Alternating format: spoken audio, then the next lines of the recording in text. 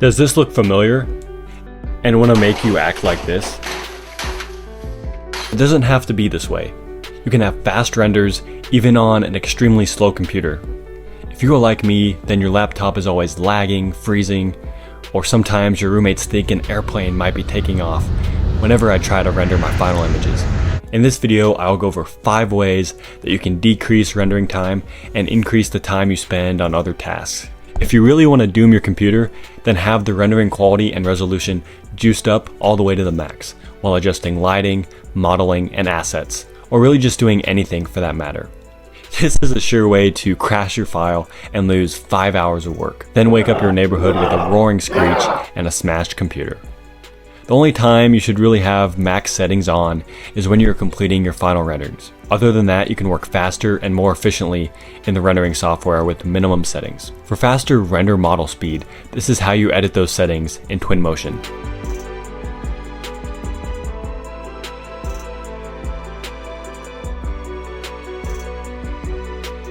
To avoid a computer screen massacre like this, you should limit the amount of 3D assets that you place or import. High polygon assets with a ton of surfaces, layers, and materials will bog down your computer more than that mysterious link that you opened up promising you won $1,000. Now, I used to download a bunch of assets from the SketchUp 3D warehouse, but I found it would make my file way too slow and the file size was usually massive. It's a really good site, just be strategic with the amount of assets you place. You can usually find good low poly assets on websites like Sketchfab, CG Trader, and TurboSquid. Now, it's okay if you fell asleep for the first half of this video, but unless you want to continue to lose patience over your slow computer, I suggest you listen up now. This step might be so easy a caveman could do it, but most of us are too lazy to construct the proper layer management for our projects. I highly suggest you add all the materials, objects, and trees in that order. So initially start out by creating layers for each, and then apply all the materials under one layer, all the objects under another layer, and then all the trees, etc. until you're done. I know this is a super hard process, but just bear with me. And if you're an overachiever, you can choose to make subcategories for each, like cars go in this category under objects. You can break it down between interior and exterior objects, etc. But while you're doing this, turn off each layer once you're done with adding all the things to it before you begin adding the next layer. This next part is crucial. Don't add lighting or reflections until the end, and keep it completely off unless you are doing your final renderings. By having a well-structured layer management system, this will allow you the ability to navigate with freedom. In addition, you will be organized and be able to turn on and off things at will. If you follow these first couple tips, you should already be noticing a drastic difference in your computer's rendering performance. One of the downsides of typical rendering is that you're not able to use your computer during the time it takes to render. Now, the next tip is the solution to that issue, and that is cloud rendering.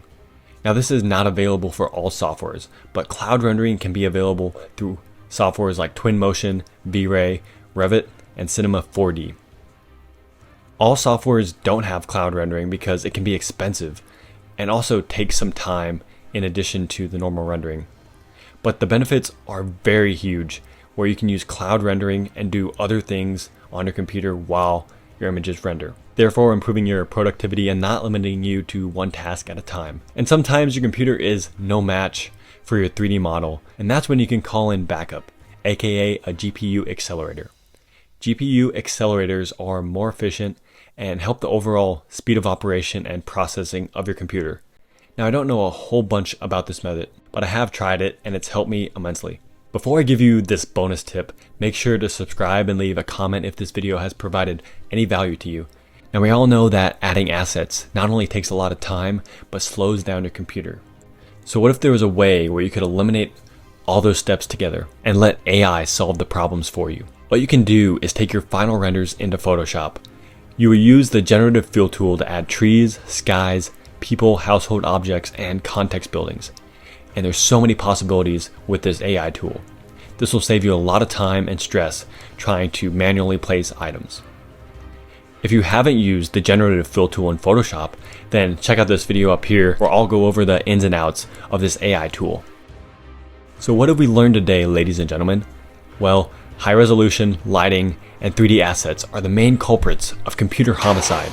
So start thinking about someone other than yourself and save your computer with these tips. Thank you guys for watching and welcome to the grind.